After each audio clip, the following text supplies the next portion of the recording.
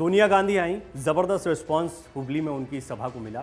कांग्रेस कार्यकर्ताओं में बहुत उत्साह था। सोनिया गांधी जो कि सबसे बड़े चेहरे के तौर पर कांग्रेस में हमेशा से देखी गई, लेकिन स्वास्थ्य कारणों से अब वो एक्टिव पॉलिटिक्स में या चुनाव प्रचार में बहुत ज़्यादा नहीं दिखाई पड़ती हैं। लेकिन एक रैली उन्होंने कर्नाटक में की। इस रैली के क्या मायने हैं और सोनिया गांधी के कर्नाटक चुनाव में कांग्रेस के लिए प्रचार में उतरने की वजह क्या है, ये मैं आपको बताता हूँ। सोनिया गांधी कई सालों बाद कांग्रेस के लिए चुनाव प्रचार करने के लिए मैदान में उतरी।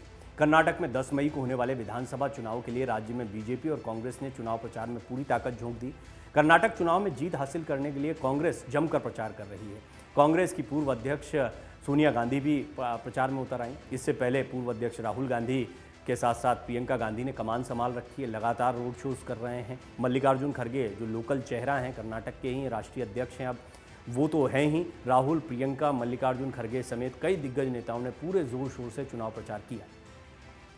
तपती धूप में भी राजनीतिक दलों के नेता अपनी अपनी पार्टी के लिए प्रचार करने में जुटे रहे। इस बीच कांग्रेस की पूर्व अध्यक्ष सोनिया गांधी ने कर्नाटक के हुबली में एक चुनावी रैली को संबोधित किया और बीजेपी और प्रधानमंत्री मोदी पर तीखा हमला बोला। सोनिया गांधी के बयानों की जितनी चर्चा हुई, उतनी ही इस बात की कि वो चुनाव प्रचार में उतरी क्यों, क्या जरूरत पड़ी थी। कुछ मीडिया रिपोर्ट्स में कहा जा रहा है कि सोनिया गांधी ने करीब 3.5 साल बाद किसी रैली को संबोधित किया।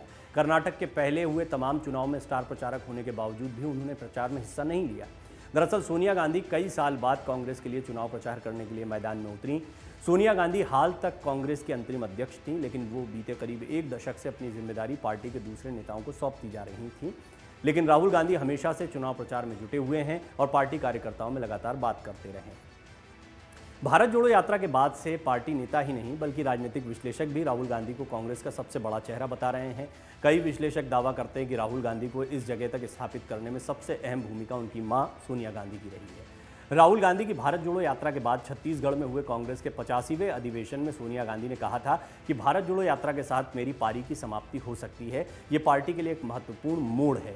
उनके इस बयान के बाद उनकी राजनीति से संन्यास लेने की चर्चाएं जोर शोर से होने लगी। हालांकि बाद में इस पर स्पष्टीकरण आया कि वो संन्यास नहीं ले रही हैं, चुनावी राजनीति से, चुनाव लड़ने से बहुत मुमकिन है वो अब रुक जाए। तो ऐसे में ये भी सवाल उठा कि क्या रायबरेली से, अमेठी से प्रियंका एक चेहरा हो सकती हैं। खैर ये आगे की बात है, लेकिन कर्नाटक चुनाव में जब सोनिया गांधी फिर से मंच पर नजर आईं बीजेपी को चुनौती देती हुई, तो सवाल खड़ा हुआ कि वो अचानक से क्यों चुनाव प्रचार करने आई हैं। कर्नाटक की जनता का आशीर्वाद उन्होंने मांगा और राज्य से पुराना संबंध भी याद दिलाया।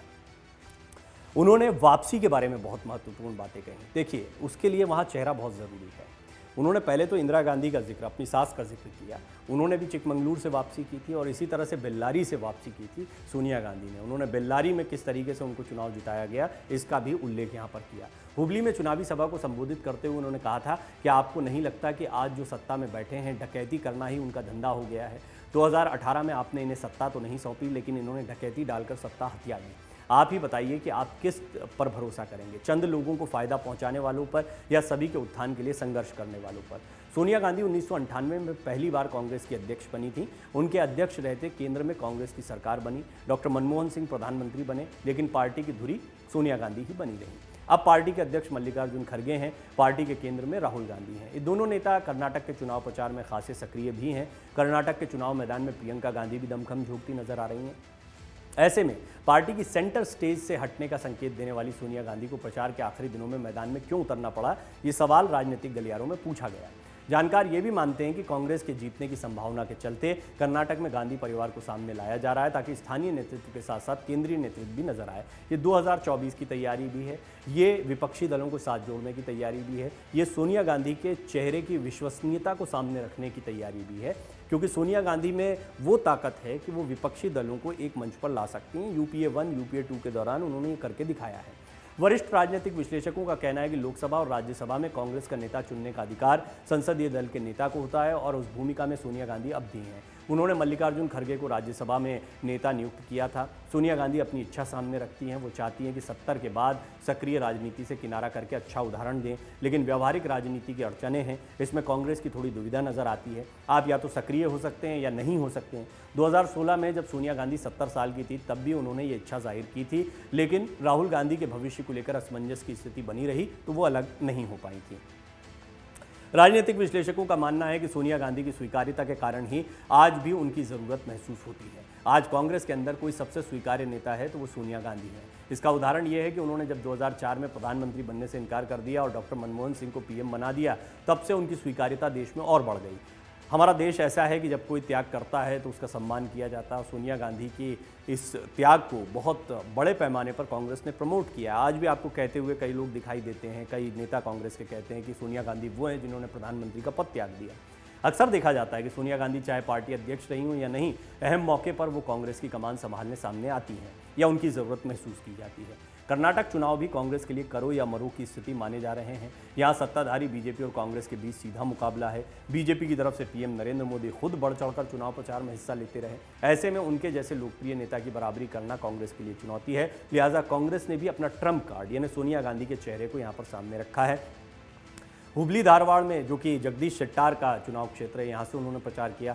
शेट्टार खुद भी कह चुके हैं कि सोनिया गांधी के आने का बड़ा फर्क पड़ेगा, जितने भी कार्यकर्ता हैं उनमें उत्साह बढ़ेगा। अब शेट्टार के क्षेत्र में ही क्यों चुनावी रैली हुई, जैसे ओवैसी कह रहे हैं कि जिनका आरएसएस से संबंध रहा, सोनिया गांधी से उम्मीद नहीं थी, इस तरह की बातें उन्होंने कही है। लेकिन हुबली धारवाड़ के क्षेत्र को समझना बहुत ज़रूरी है। ये वो जगह है जो बीजेपी का गढ़ है लिंगायत क्षेत्र के लिहाज से भी। जगदीश शेट्टार यहाँ के बहुत बड़े नेता रहे थे। कांग्रेस को पता है कि यहाँ पर अगर बड़ा गेम जगदीश शेट्टार के आने के बाद होना है तो इस क्षेत्र से होना है। 20 से 22 सीटें बहुत बड़ा खेल कर्नाटक में कर सकती हैं और वो इसी क्षेत्र में आती हैं। तो कांग्रेस की नज़र इस क्षेत्र में अच्छा प्रदर्शन करने के लिहाजा अपने सबसे बड़े चेहरे को उन्होंने इसी क्षेत्र में सीधे सीधे जनता के सामने उतारा। हालांकि इसका इम्पैक्ट तो पूरे कर्नाटक में जाएगा या पूरे देश में वो रैली देखी गई है। तो सोनिया गांधी कर्नाटक प्रचार में उतरी, ये मैसेज तो हर जगह गया, लेकिन हुबली को इसलिए चुना गया क्योंकि हुबली एक बहुत ही महत्वपूर्ण क्षेत्र माना जा रहा है कर्नाटक में कांग्रेस के लिहाज से, जहाँ पर कांग्रेस गेन कर सकती है। लिहाजा सोनिया गांधी स्वयं यहाँ पर सामने आई। और दूसरा एक बहुत बड़ा कारण ये है कि 2024 के लोकसभा चुनाव के लिहाज से भी एक बड़ा संकेत दिया गया है कि सोनिया गांधी का चेहरा अब भी सामने है और विपक्षी दलों को एक मैसेज देने की कोशिश की गई। मन से उजाला कर चले, मन से उजाला